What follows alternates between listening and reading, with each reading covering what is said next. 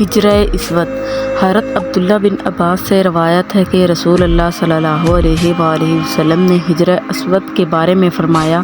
خدا کی قسم قیامت کے دن اللہ تعالیٰ اس کو نئی زندگی دے کر اس طرح اٹھائے گا کہ اس کی 2 آنکھیں ہوں گی جن سے وہ دیکھے گا، اور زبان ہوگی جن سے وہ بولے گا، اور جن بندوں نے اس کا استعلام کیا ہوگا ان کے حق میں سچی شہادت دے گا۔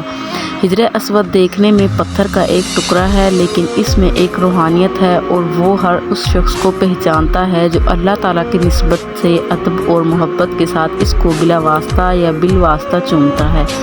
اور اس کا استعلام کرتا ہے۔